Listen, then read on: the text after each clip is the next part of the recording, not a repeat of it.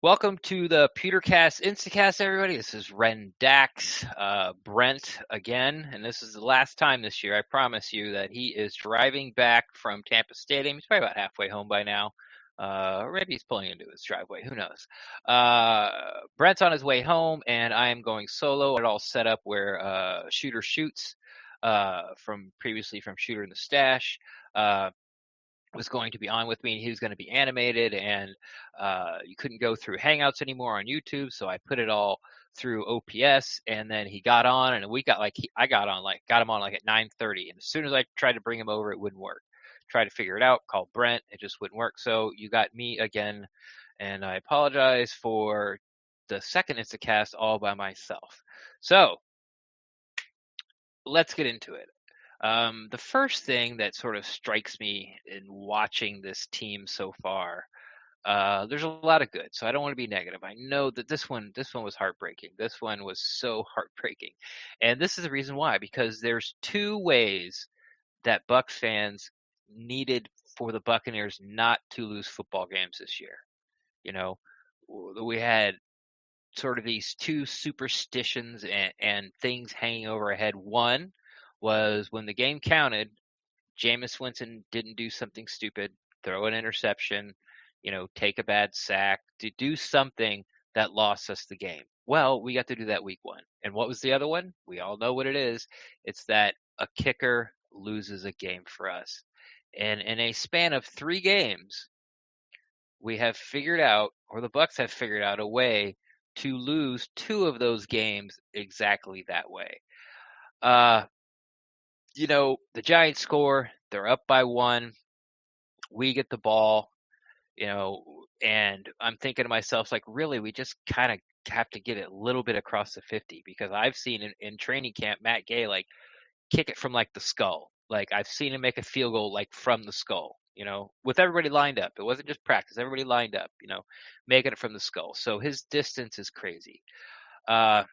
Jameis rolls out, gets a 1-2 yard gain or gets sacked around there. Then he hits Chris Godwin. That's good. And then I'm looking up. I'm like, we need like 10, 15 yards. I know where the green line is, but, with Matt Gay, we need like 10, 15 yards. We're actually going to get a shot at this. And then he hits that bomb to Mike, and it's like, holy cow, he did it. All the things that, the naysayers of Jameis Winston and the national pundits and, about throwing the ball away and being silly. And the Giants played 1-1 with Mike. He took the shot. He got it. We got down there. Game over, but it didn't happen. Now, we know, if you've listened to Bruce Arians, that Gay has trouble kicking from the right hash mark. Who else had trouble kicking from the right hash mark? We know it was Aguayo. He kept setting up on the right hash mark and missing it wide right. Like, not every time, but every time he missed it, he would sit up on the right hash, and he'd want to be there. Like, they'd put it on the right hash for him, and he would miss it. So here's what I don't understand. Why don't you put it on the left hash mark? Like, if you're going to miss it right, just give that extra yard over. I know that they probably want him, and he probably said, yes, put it in the middle. But if you're bugaboo, what we heard from, BA is, 35 to 41, 42, somewhere in there, right hash mark, that's where he's got the yips. So if you're going to take a play and move it from the right hash mark, just go to the left. Just go to the left, because that just gives you, that much more room for error. But, just it's hard not to really sort of blame Matt Gay for this one. And, it's hard to take a football game and go, this one play did it. And I don't like to do that, and I've talked about it for alternate timelines. Well, if he would have made that kick earlier and we would have lost by 2, then we would have made that way to 1. Well, that's not how it works, because as soon as he misses, the whole timeline of the game changes. But when it is the last play of the game, like, it hangs on you. No matter what you coulda, shoulda, woulda done previously, it doesn't. And that timeline would have changed the way the teams would have played and acted and gone for it on 4th down, or, instead of the Bucs heavily running. And, in the 4th quarter, they would have passed more if they were behind. Like, all that sort of stuff, all that kind of goes out the window and he missed a kick, and that's why it was so heartbreaking. I was so excited when Mike Evans got that ball and got down there, and I couldn't believe it. Like, I could not believe it. I couldn't believe it. I was walking around the restaurant, you know, like this, and I'm just walking in circles. Like, I could not believe he missed that kick, and I was so mad at him. But I'm over it now. I came home. I jumped in bed. I had Cheryl, hug up on me, give me some backy rubbies. I was there for a good 10, 15 minutes, and then I got up and I go, okay, I got to do this pod. So that's where we're at. So let's recap and what I think of this game, and what I saw was good, what I saw was bad, or what I think is good, or what I think is bad, and sort of going forward. I mean, the offense, like, what are you going to say? They scored every time they had the ball in the first half. They put up 28 points. Obviously should have 30, obviously. But they put up 28 points every time they got the ball. They scored 3 of them touchdowns. It's not like it was 1 touchdown and 4 field goals. Like, they got 3 touchdowns, 2 field goals. The Giants can't cover. Jameis was smart with the ball. Rojo looked really good in the second half running. And I know a lot of people are sort of banging on the play calling, and I felt that way too, especially in the third quarter. It felt like they either ran the ball or took a shot deep. It was either like 60 yards or we run the ball. The middle of the field, O.J. Howard disappeared in the third quarter. Mike Evans disappeared in the third quarter. Chris Godwin really wasn't, a factor. He was a factor, but he wasn't as big of a factor as he's been, because he had a big first down catch. Of course, the catch to get him, before the big pass to Mike Evans to get him down for the potential winning, game winner. And he had 1 or 2 catches there. Again, that when Jameis threw it short, we needed that first down. He fought for those extra yards. But I don't know what the defense was giving him. I don't know if it's just Jameis getting used to this offense. You have to, something that I'm not sure BA's figured out yet, or maybe he has, is that Jameis is literally going to do what you ask him to do. Like, he is literally going to do that. That's why he's taking these sacks when he can run, because BA has told him. We heard it in the Steelers game, the first preseason game. Hey, what do you think about Jameis's awareness? He got out of that sack and ran for a first down. And BA goes, well, I'd rather have him have his eyes up and throw the ball. Well, guess what Jameis has done?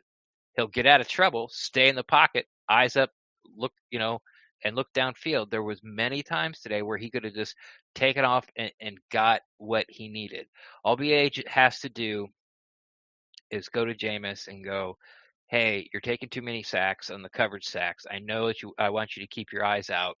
Just say, when it feels right, go get what you can get. That's all I have to say. And Jameis will decide from there and just leave it alone from that. I would rather you look your eyes downfield, but hey, there comes a time where you don't have all day. You got to make a break for it. He did it one time in the Panthers game, got a big first down. Besides that, he didn't have very many. I don't think he had any really scrambles for any positive yards in today's game. So that, and the one play that I really did not like is when they threw that sort of screen pass out of the backfield to Cam Brate, because they knew what was going to happen. What was going to happen was either Cam was going to be wide open and he was going to get 10, 12 yards, or the cornerback was going to be there and they were going to meet up right around the sticks. Now, in order, this is my order of people that you throw that ball to that need to get that tough extra yard. In order, it goes Chris Godwin, Dare Ugumwale, Ronald Jones, Rondé Barber. You can flip those back and forth. O.J. Howard, Mike Evans, Jameis throwing to himself, and then Cam Brate. It just wasn't. It was a nice play design. I'm not upset about the play design. I'm upset about the person they picked to possibly have to get that yard, because if it was pretty much those top 3 guys, like Dari would make the guy miss or run over him or get there. Chris Godwin, we saw it, and I've talked about it twice already. The first down catch that was short, and he fought for it and wiggled past and got a first down, and getting like an extra, with us falling, he got like close to 5 extra yards past the sticks. So that was sort of my only thing about the play calling. I try not to get too upset about it, because I know these guys have a plan, and I don't know what was called. I don't know what was checked off, and I don't know what the defense was doing to make Jameis either throw it there, throw it deep, or the run play. I know a couple of people I saw, Rojo ran us down there. That last field goal, Rojo ran us down there. It was 3rd and 2, and all of a sudden Rojo was out, and they gave it to Barber, and he got stuffed. Rojo wouldn't have got that either. They just made a good play. It was, that side of the line just kind of got folded in, and maybe Rojo had no speed to break it on the outside, but I don't really think it was Barber, and I can't really blame the play calling, because they were running it. They were running it fine. It was just the Giants. The Giants made a play. So OJ Howard showed up. Everyone who has Mike Evans on their fantasy team, at least they were happy about that today. Mike Evans showed up. I mean, the Giants defense was pretty much as advertised. Like, they're okay against the run. They're terrible against the pass. And they run a pretty similar defense, at least scheme-wise, to what the Bucs do. It's like they're going to bring pressure, and they're going to leave their corners one-on-one a lot more than a lot of other teams. And Jameis saw it with Mike Evans, and he just picked it off. Jameis was surgical in the first half, man. It was boom, boom, boom, boom. Like I said, OJ Howard was back. But again, they just sort of that shell shock that happened first play of the second half, touchdown. Bucs don't do much, punt it away, and they get a drive and they go down, touchdown. Of course, one of those drives where if Carlton Davis gets another penalty on 3rd down to extend the drive, I don't know what I'm going to do. Look, I like Carlton. I think he's our best cover corner. I think he's our stickiest corner. I think he's gotten some really crappy deals. He's gotten jobbed a lot so far this year. I really do. But it's just 3 games in a row now where he has had at least one time where he's had a penalty on 3rd down to continue drives. I don't remember if the one from San Francisco ended up being that long touchdown one or not. But the ones he did against Carolina, got him down to the goal line.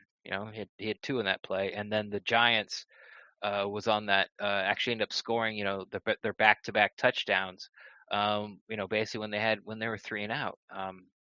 So not Carlton's best game. They're going to have to figure something out with him, coach him up, or maybe the refs are starting to lighten up.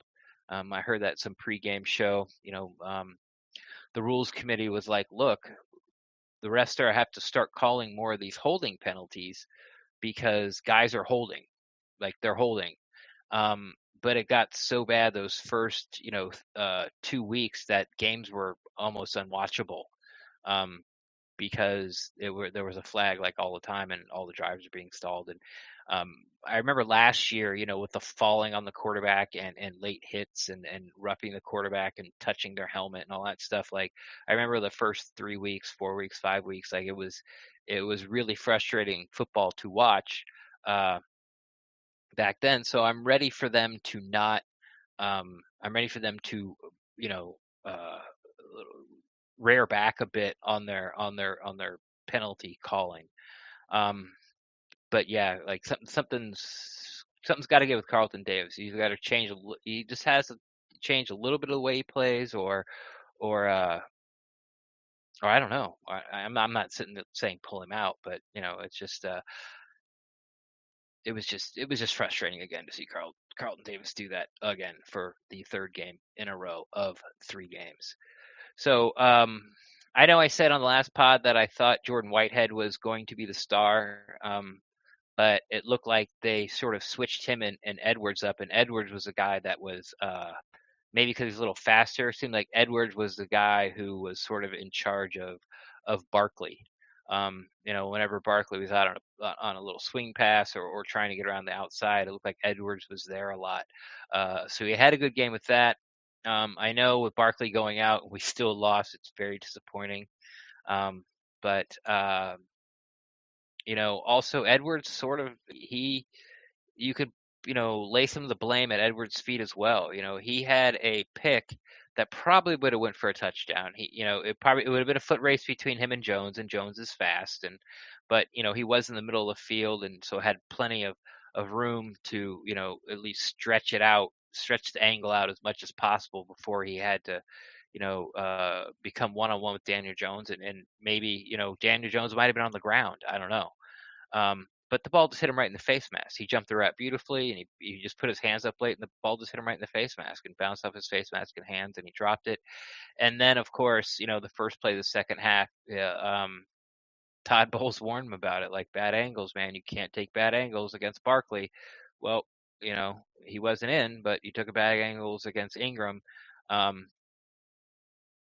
And he just missed him. He was kind of caught in no man's land. It's one of those things like you see an outfielder. It's like, do I dive and give up, a double here, or do I dive and possibly make an out, or do I let it hit the ground and give up a double? And that was sort of what Edwards was thinking, and he dove and he missed, and the double went to the wall and got stuck under the pad, and the center fielder dropped it twice and then missed the cutoff man, and the guy went all the way around the bases is what happened. So Edwards had a good game, bad game. Vernon was sort of, they didn't throw at Vernon a lot. See, when they did, they made a lot of completions. Again, if Vernon in the route can keep the receiver between him and the sidelines, like, he's nails. He's really good. But when they're doing crosses or slants or deep post, we saw that long one, deep post. He's just not nearly as good as he was. But you got to give Daniel Jones some credit. He was pinpoint. I mean, Daniels was throwing dimes. You could really see it on that. Was it the second touchdown? I think the second touchdown to Shepard. Yeah, the Shepard, the one where they went back-to-back touchdowns right after halftime. The one to Shepard. I mean, he had to put that ball like in between the sidelines and Vernon Hargraves, and Vernon had good coverage. Like, he got lost a little bit at the line of scrimmage, but he closed the gap up, and there was about a space, about a there's like a it was a wombat. I used to bullseye with my TX13 back home.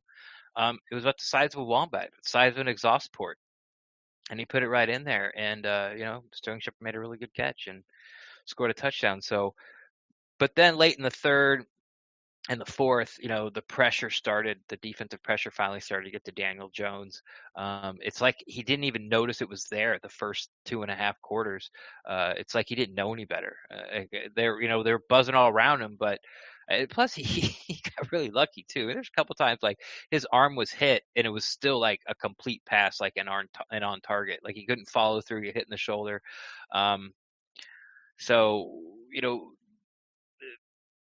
going back on it, I just don't know, because it looked like to me. If any of you watched the Georgia Notre Dame game, Notre Dame's complete offense the entire night was just sort of these crosses with the tight end,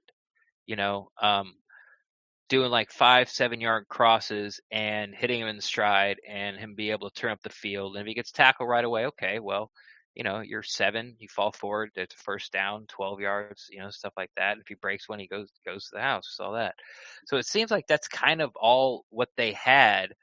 But they got to talk about, something you got to figure out and coach them up. That's 3 weeks in a row where the tight end killed the defense. And I know some of it came in zone, so it's not like, I was a little worried about Minter's coverage, and he looked fine to me. Levante David seemed to sort of be the one that wasn't be able to keep up when it was man to man on these crosses with Evan Ingram. But it was, that's what they had, and we just couldn't stop it. And even though George Kittle didn't have a touchdown or a lot of yards, but he had like 9 catches, and a lot of third downs were converted into first downs with these crossing routes to Kittle. Um, Greg Olsen was about the only big plays the Panthers have, was like those 3 seam routes to Greg Olsen, tight end. And then after Barkley went out, which the Bucs, another great game plan by Bowles for keeping Barkley under wraps. I don't know what his final numbers were, but he couldn't have had, I doubt he had 3 yards per carry average. It might have been, less than 2. And he didn't do much in the passing game. When he got the ball, they were right there. So that was really nice to see. But something needs to be done about tight ends, because it seems to be sort of the weak link in Achilles' heel. And anytime you need a play, it's 3rd and 5. I need something like find the tight end in the middle of the field, because he's going to be open and he's going to get some yak as well. But besides that, I mean, Shaq Barrett, I can't believe he got 3 sacks again and a forced fumble. I just, I was not expecting that. Brent asked me at the end, or when we were doing, I think the Buck in the News show, was it the Buck in the News? No, or the email show, one of the two. And he's like, "Do you expect to see this again?" And somebody sort of asks the realm of that to BA in the press conference. He's like, "No, offenses are going to start chipping him, double teaming him, putting a tight end over there, bringing a back out, putting the back over there." And I kind of agreed with him. It was like one of those things where you see these players that get, they'll have 11 sacks on the year, but they get like 5 of them against some guy they just dominate. They get to play twice a year in their division. So, really they get 5 in 14 games, and they get like the other 6 in those 2 games. It's just kind of the way that goes with some players. And I thought maybe that's just the way it's going to go with Shaq Barrett. But, again, he showed up big. I thought the defense brought pressure the whole game. Like I said, Daniel Jones is immune to it for like 2.5 quarters. Like he didn't even realize it was there. Um, but it finally started to get there. It's weird. I have an overall feeling that I thought the defense played well. I really do.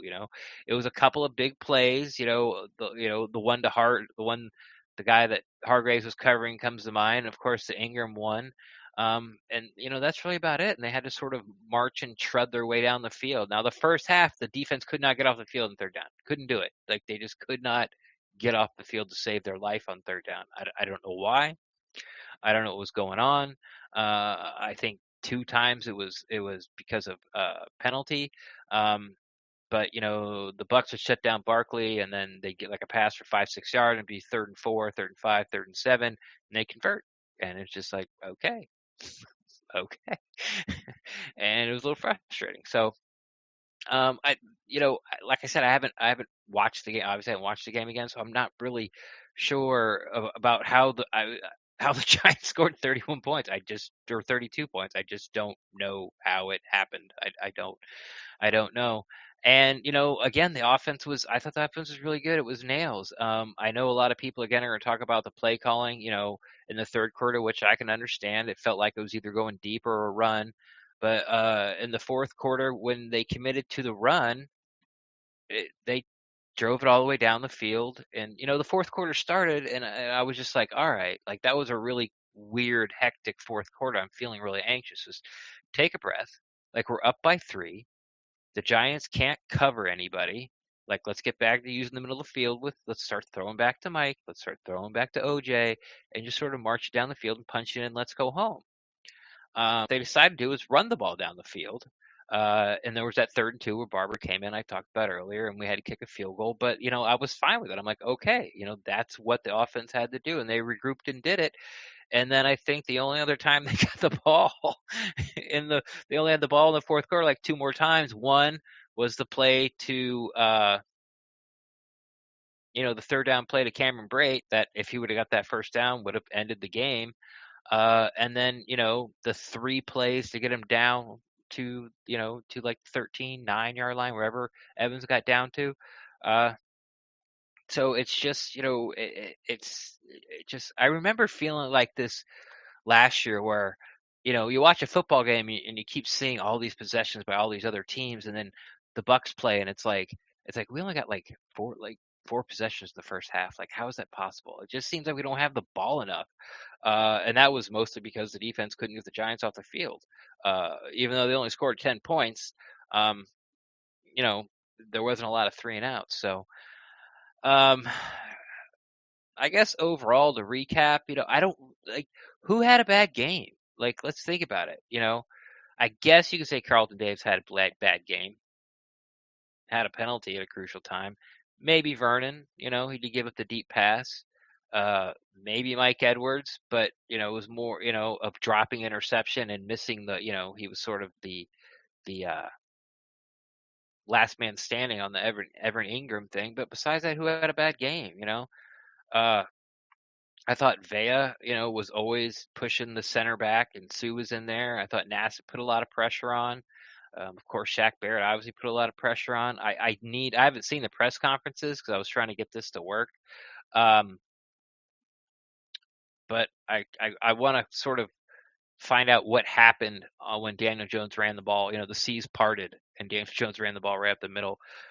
Because if there was a stunt, there's either miscommunication or somebody didn't finish their stunt, because Vea stunted, towards the inside and no one looped back to his hole, which would have been right where Daniel Jones would have tried to ran. I don't know if someone got hung up or Vea, thought he heard the wrong thing or he was freelancing. I really need to find out an explanation on that. And again, that still didn't lose you the game. So overall, very frustrating, just because as a fan, and especially these, sort of the Lovie Smith, Dirk Cutter years as a Buccaneers fan, you've seen so many times the quarterback and the kicker lose you games, and we're only 3 games in, and we've seen it again. And let's be fair. I mean, if Carolina punches that in, Thursday night, that was another game you could have put on Matt Gay. You remember he missed another field goal, and we would have lost.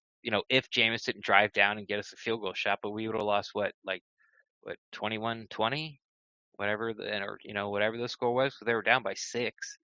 So we would have lost like 21-20, and Gay missed a field goal earlier. So he's not having a very good start. It just sucks. It just sucks so bad because we can't lose this way. Like, it's just so disheartening and heartbreaking. Well, I've been talking about, I don't know, about a half hour, 20 minutes, 25 minutes, something like that. So I'm going to go ahead and open this up to the chat. Again, I apologize for not having a guest on. I talked about it earlier. You can go back and hear about that. Of course, I'm going to capture this audio and throw it on the pod. But if anyone has questions about something they saw or have something that I've talked about that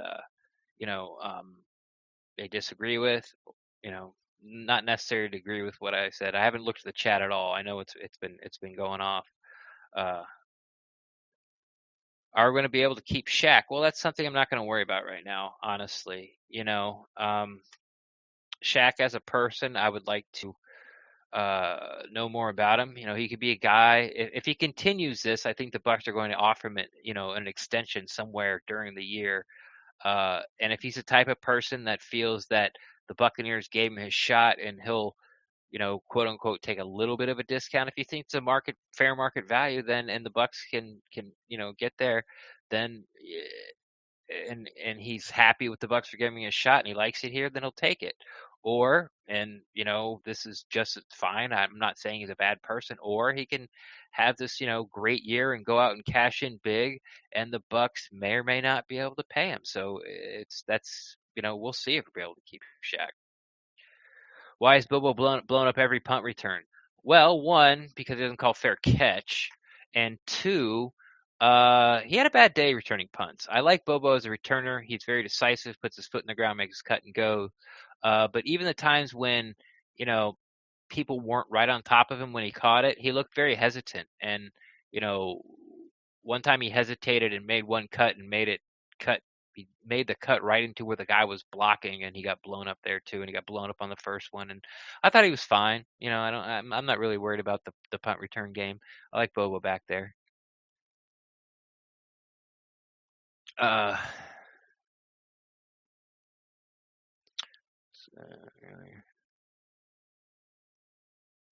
All right, got a question, Ren. I was pissed earlier, but I think the culture is changing. What do you think? Yeah, well, this was a sort of a test for it. A game that the Buccaneers were supposed to win. They go out and win, and they didn't. But it wasn't because the offense didn't show up, and it wasn't because the defense didn't play well. It was just sort of it was because of the kicker. Look, the defense gave up more points than I thought they were going to. Daniel Jones was hella accurate, and if he stays that accurate throughout his NFL career and throughout the year, the Giants are going to win some games. They just are. Like his accuracy was really top notch. I don't think there was a couple busted coverages, but I thought the defense played well. I thought they put a lot of pressure. They had 3 sacks, 4 sacks, a forced fumble recovery. It's I thought I still can't figure out how they scored 32 points, but yeah, I'm fine with it, and I need really to see BA's presser to see how I feel about it, sort of, and watch his pressers throughout the week how I do this. I did hear on the radio, TJ Reeves got with Jameis, and he was very to the matter of fact, sort of on point about what he was saying, and it wasn't normal like happy Jameis, and it was just like, he's like, hey, you found Mike Evans. He goes, well, if you one-on-one with Mike Evans, he's hard to beat. And that was it. Like, he was not giving any extras. He wasn't giving excuses. He was basically, he knows he's the quarterback of the team and he has to give interviews in the locker room. So he gave them, but he wasn't sort of having it, I guess is the best way to put it. So, you know, I do feel like it's changing, but it's too early for me to get on that boat simply because it's a game that we should have won going into it. Like, we should have won. Like, we should have won this game like 30-17, 35-24, something like that. It shouldn't have been close, and somehow we found a way to make it close. Like, it was weird. It was just, but that's how it happens. His coaching staff is to blame today. That must be someone who's upset with the play calling, and possibly the where they took. Yeah, and if you're taking the intentional lane to move it back, then move it all the way to the left hash. If the guy can't kick on the right hash between a certain distance or mark, or you're not comfortable, then move it all the way to the left. Just do it. Just move it all the way to the left. All the way to the left. Back into the left. Back into the left. Just move it to the left. Did the Bucs blitz Jones either when the Bucs not effective other than Barrett? I'd have to look at it again. I was at a busy restaurant, and a lot of people were watching. A lot of people were decked out in San Francisco in Steelers gear, so a lot of people were watching that. So it was hard to hear what was going on. I wasn't really dialed in as much as I would. So I wasn't, I couldn't really catch about who was blitzing, who was not blitzing, and things like that. I was just sort of dumbfounded that, Daniels just kept making these throws, to be honest.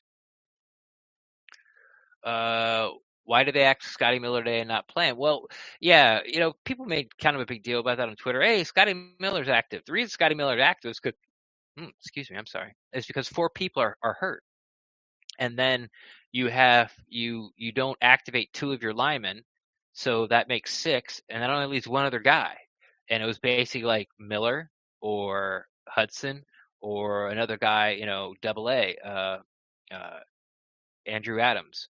So Adams is going to play because that'd be the forced safety, even though they went without him last week. And then so it was between Scotty Miller and Hudson, and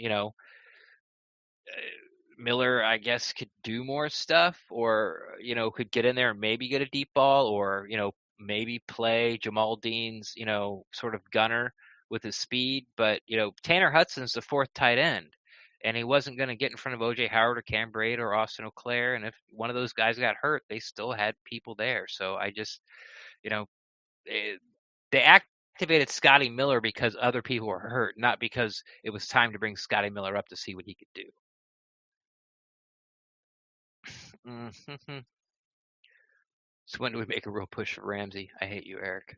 Any hope left for the season? Of course, there's hope left for the season. Don't get like that. I understand that it's heartbreaking, but I mean, yeah, yeah, I'm not gonna say we'll be fine, but yeah, there's hope for this. It's not over with. It's not over with yet because even though the Saints had an impressive win today, went to Seattle and won. That's hard to do against Russell Wilson in that group. But I'm not sure. I haven't seen the Atlanta game, but they're losing most of it if they end up winning. And the Panthers won. Rookie quarterback put up 35 points. But we said all the time it's a week-to-week league. But would you rather play the Panthers with the backup quarterback, and you would rather face the Saints with Teddy Bridgewater? And would you rather face the Falcons with Matt Ryan averaging 2 picks a game?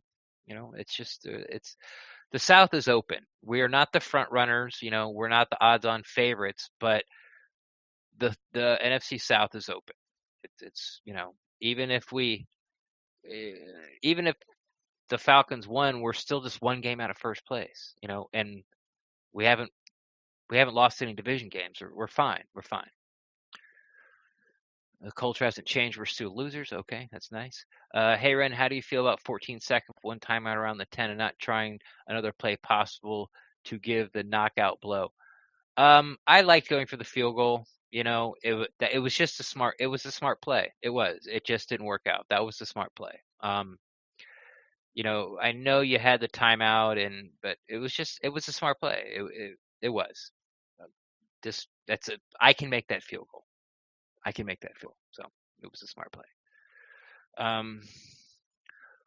Ren, that's the worst receiving core we'll see all season. How do we not trade for Ramsey? Well, one, because we can't afford him. Two, the defensive backs weren't terrible. It was the people where the yards came. Mostly it was from the linebackers. There wasn't there wasn't a lot of completions against Vernon. I know he gave up the deep one. Okay, so he gives up one deep ball, and we need Ramsey. I know that it's been rough watching Carlton Davis because of the penalties. I get it, but I think he's doing fine. I haven't seen the safeties make any blunder. It's been the tight ends. The only person that's hurt us in all 3 games has been the tight ends. A big play by a receiver in this game, a big play by a receiver in the San Francisco game. 2 plays. That's it. It's not like no one's doing what Mike Evans did against the Giants today. Chris Godwin went for gone over 100. I think he went over 100 both games and 2 touchdowns. No one else is doing that against us. It's fine. Plus, when you bring in Ramsey, so you're I don't want to say waste, but you're giving up a draft pick for him, but then you have to pay him. So Greg Altman said this. So putting like a draft pick and money into one person isn't sort of the way to go and how to build a team. If Ramsey's the one person you need to go to the Super Bowl, then go and get him, or if you know that there are some spots where you don't need a first rounder next year, where, you have to have a really good roster. Like the Falcons have a really good roster, the Saints have a really good roster, the Patriots, doesn't matter what their roster is, they're always really good. So I just don't think, and Jalen Ramsey wants to get paid, and if the Bucs can't pay him, which they might not, because he's going to end up being the most expensive player on your defense, with having to sign these rookies, all these rookies that they've drafted on that side of the ball coming up. It just doesn't work out for us. Will he make our team better? Yes, he will. But it can put us in a big hole. And then if we can't sign him because he wants to be like the highest paid defensive player in the league, if you can't sign him, then you've blown a first round draft pick, maybe another pick, maybe 2 first rounders, maybe a first round draft pick and another good player. Like it's just something that I'm not interested in it. I don't think we need him. Do you think the game ended right away? Meaning, should we have taken a couple shots before kicking? No, I don't mind. I don't mind what they did. If he has a bugaboo on the right hash again, I don't mind that play moving it over. I just would have moved it all the way over to the left. That doesn't mean he would have made it. That was just my thinking. I'm like, okay, they're moving it to the left hash, and they only moved it over a little bit. I'm like, that's not what I would have done. But it doesn't mean just because if you go all the way left doesn't mean he would have made it. I don't think they should have taken a shot. I just don't. It's the smart play. That's the play. He missed the kick. He missed the kick. It's not anyone's fault. He missed the kick. This guy know what he's talking about. Thanks. Kind of missed where he was there. Falcons lost. Okay, good. Let's see.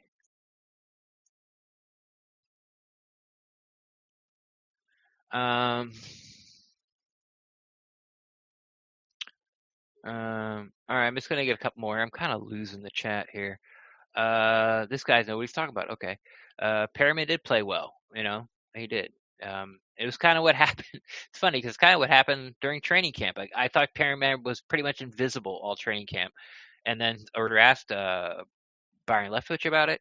Byron Leftwich said, I thought Pyramid's had a great camp, and I go to the next practice, and Jameis throws him like 9 balls, and he catches them all. It's like, oh, there he is. And this sort of happened again. It's like he had 10 targets with 2 catches, and people are like, he dropped the touchdown against Carolina, and people were like, why is he here? Why is he here? And then he gets support from his offensive coordinator. He comes out and has a good game.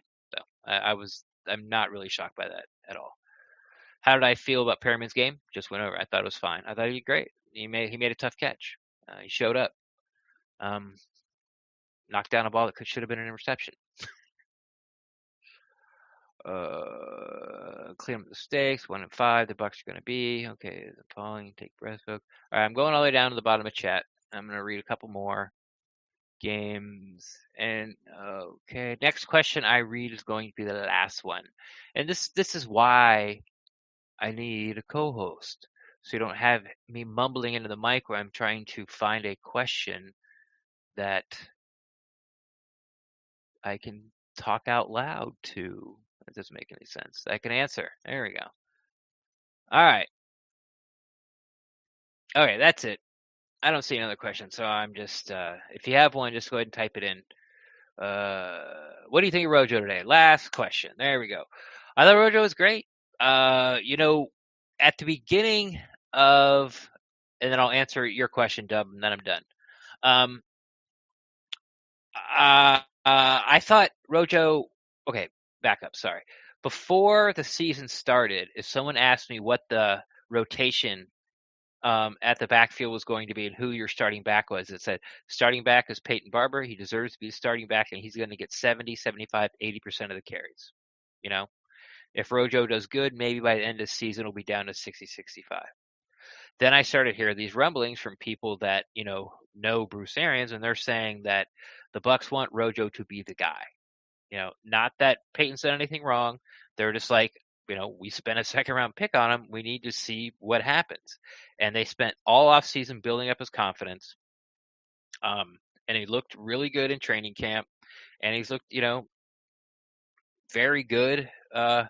He hasn't been a Kamara or, McCaffrey week 1 or a Barkley, but he's looked good. He's run tough between the tackles. There's been a play where he's like that close and to breaking a big one. That screen pass.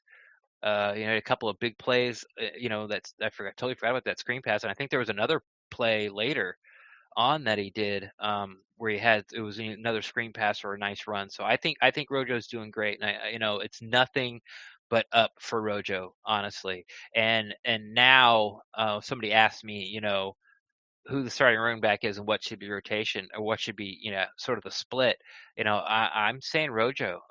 Not that Peyton's done anything wrong, but you can just see when Rojo runs the ball, there's just that little extra spark, and he just gives you more when he has the ball in his hands. He can do more things. So I would say Rojo, and I would like to see Rojo have the ball like 65% of the time as of right now. And I think as the season goes on, that number is going to go up. Like it's going to completely flip. By the end of the year, so Rojo deserves to start, and he should get 80% of the carries. Like that's how it's going to be. And then let's see, what was that last question? Oh, the game plan against the Rams. I think that was it. All right, this last one, guys. Game plan against the Rams. Well, let me think about this. Uh, what are the Rams? What are we gonna do against the Rams? Defensively, like I don't really think you got to worry about Todd Gurley too much. You know, they're sort of. I think he's on a pitch count. I don't care what Sean McVay says. You know, every time he gets tackled, he looks like he's hurt. Um, you know, but they have lots of weapons. They have a good tight end, a big tight end that can catch the ball, do some things after the catch, as in just sort of like run over people. The receiving core all seem to be, I think they're all small, but they're all fast. They all can catch. They got, Cup's a really promising and exciting slot receiver. They got Woods, and I know they got somebody else. So it's going to be a big test, I think the game's going to be closer to this game than, the Panthers game. But Todd Bowles is going to have something for the Rams again. Like he's gonna take something away. He's gonna bring pressure. He's gonna bring pressure. That's what he's gonna do. He's gonna bring pressure, and it's what we saw today. You're gonna bring pressure. Sometimes it's gonna work. Sometimes it's not. And at the end of the game, we're gonna have the ball, or the Rams are gonna have the ball, and there's gonna be 2 minutes left, and it's gonna be within one score, and somebody's gonna have to stop somebody and go. And I think that's gonna be it. I think it's the score is gonna be close. We're gonna be close. I think the Rams have good pieces on defense. I don't think they've really gelled with it yet. I think we can run the ball against that defense. Is Errol Donald going to make his stops? Yes. Is he going to get a sack? Probably.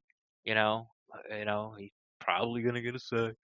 So I'm not. It's with this defense and how the offense is progressing. I understand the Giants are a terrible defensive team, but that's what you do against terrible defensive teams. You score every time you have the ball. This defense is going to keep us in like 14 out of 16 games. There's going to be a game or two, and you might even include this one. That the offense is going to sort of have to show up and trade punches with somebody, go score for score. Maybe something like the Saints Texans game week 1, something like that. But there's no more of this like 35 nothing, 35-10 at halftime. Like there's none of this is going to happen anymore. So if as Jameis learns this offense more, as Jameis, hopefully decides to run a little more, and just because he sees one-on-one on the outside, you don't have to throw it 50 yards. Every time you see the one on the outside, it's okay. It's okay to take the check down, or Howard cross the middle, or Godwin cross in the middle, or Perriman. Like you don't have to throw it deep to Mike every time he has one-on-one. So, if it's good. That's how it's going to go. And when that works, when that starts to click, you're going to see this. We're going to be in every. We just are. We're going to be in every game. I know it's a heartbreaker, and I know these two games are the worst two ways as Buck fans that we could possibly lose. But this is not the same. It's not the same. It's the same guys mostly, but it's not the same. It's not the same team. It's just not. Like they're going to be in it. They're going to compete. They're tackling well. They're getting to the passer. They're running the ball well. Receivers are getting open. Like everything's fine. It was just really freaking weird. And this is what happens. And I know it's been so long for us, but this is what happens when you're, a good, like, a 9-7, 8-8 team to like a 12-4 team.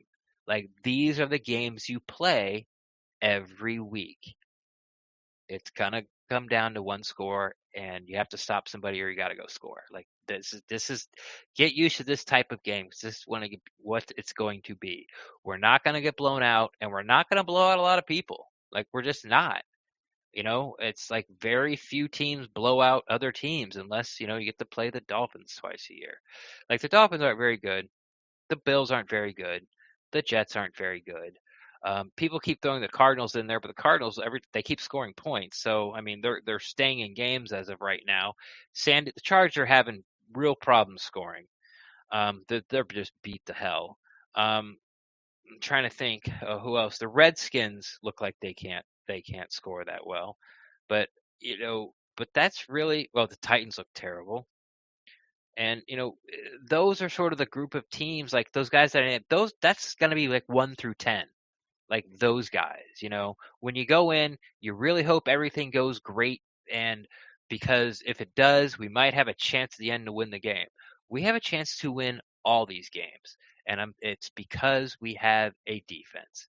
And I said this at our last pod, and I'm saying it again, like, even though BA was brought in here to quote unquote fix Jameis, the coach that's fixing Jameis is Todd Bowles, because he doesn't have to be Superman every time he touches the ball. And he's been preached that, but you go out there and you look, and you've had the ball twice, and the other team's had the ball once, and you've scored 3 points, and they've scored 17. They've had it 3 times, you've had it 2, and you're down 17-3. And it's like, yeah, just take the check down. It's like, I can't take the check down, because if I take the check down, the next time I get off the bench, it's going to be 24-3. So, having said all that, thanks everybody. I'm gonna pick some music. I don't know what's gonna be. Put it in there. Put it in the chat. What's the song I'm going to go off to? And this will be it for the night. Swear to God, I know I keep saying it, but I almost went an hour by myself. Hope I didn't do bad. Put in there, everyone. Drop in the chat. Drop the song you want to hear. Doesn't have to be appropriate. It can be your favorite. It can be silly. If it's silly, it's not going on there. But yeah, drop a song there in the chat that you want me to close the pod out to. Teen Spirit. Okay, that's a possibility. Neil L. When is that picture of a Camaro there? I don't know. Can't see. Teen Spirit. Anybody else? LOL. Nope, that's not it. You're welcome, everybody. Thank you for coming in and showing up, and thank you for staying with only just me here. It's a lot tougher, especially to ramble for an hour. I don't know if you guys noticed that when I talk a lot, my mouth fills up with spit, so I sound like Tom Jones. And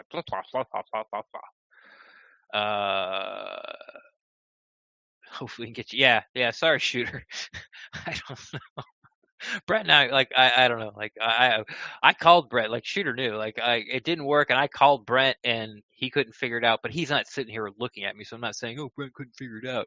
But he's driving home, and I'm on the phone, and it just couldn't figure it out. So you got me. All right, Teen Spirit. I guess that's going to be it. Probably not going to pick that one. But anyway. All right, thanks everybody. I appreciate it.